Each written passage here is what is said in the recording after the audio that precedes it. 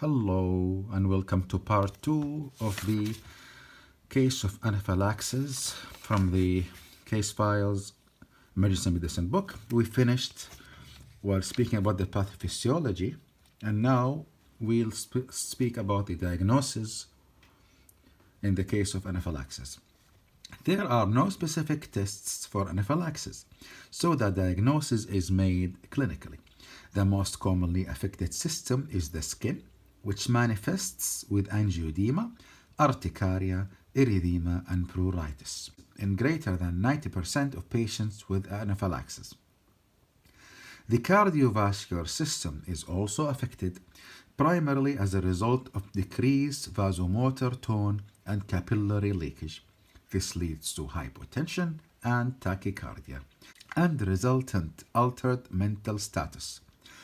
The most clinically significant system to be compromised by anaphylaxis is the respiratory tract.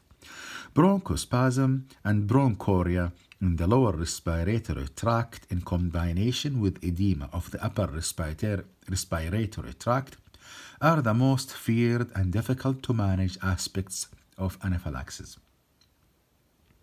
Control of the airway and maintaining oxygenation and ventilation becomes the most important therapeutic interventions, as nearly all deaths caused by anaphylaxis are a result of airway compromise.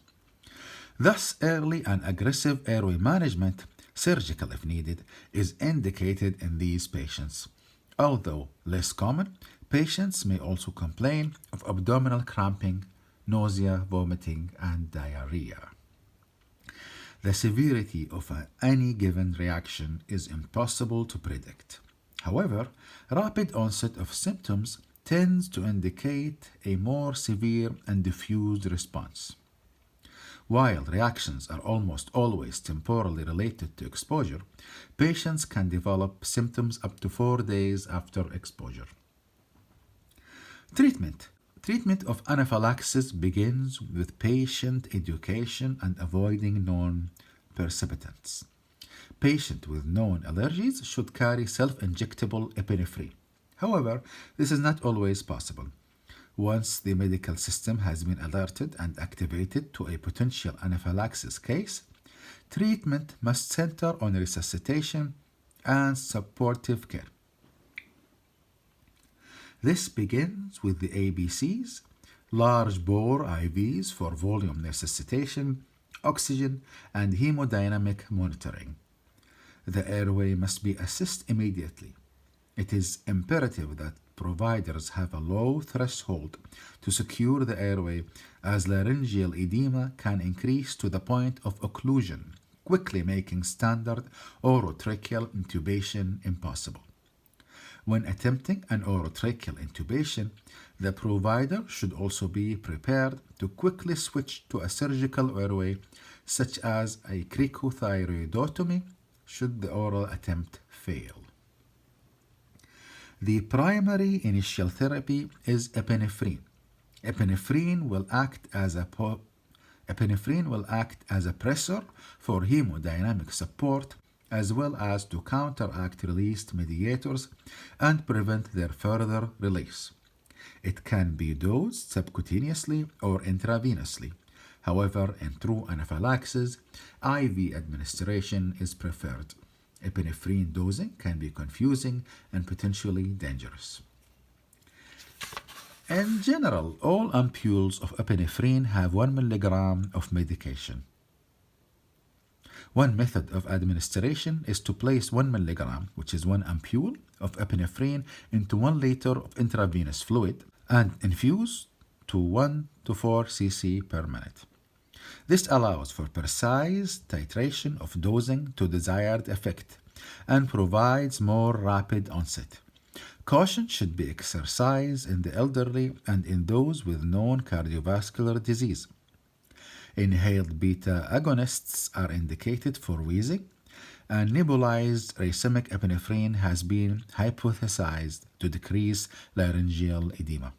Intravenous glucagon is often used for individuals on beta blockers because they generally will not respond to epinephrine. Other adjuvants include systemic steroids, specifically methylprednisolone and prednisone. Prednisone. Steroids will not take action for about 6 hours, but will blunt further immune responses and the so-called biphasic anaphylaxis. Steroids should be continued for days after the reaction and gradually tapered. H1 and H2 blockers should also be administered. Again, the goal of therapy is to mitigate the effects of as many cytokines as possible. Diphenhydramine and ranitidine are the most commonly employed agents. It should be remembered that these other medications, while safe and easy to administer, are not first-line agents and will not counteract respiratory and cardiovascular compromise. So that's all for this case. Finally, the clinical pearls of this case. The airway should be secured early and often. It is much easier to extubate a patient without severe laryngeal edema than to intubate a patient with an occluded posterior oropharynx. Epinephrine should be given at the first sign of cardiovascular compromise. Look for causes of anaphylaxis after you have started your initial resuscitation.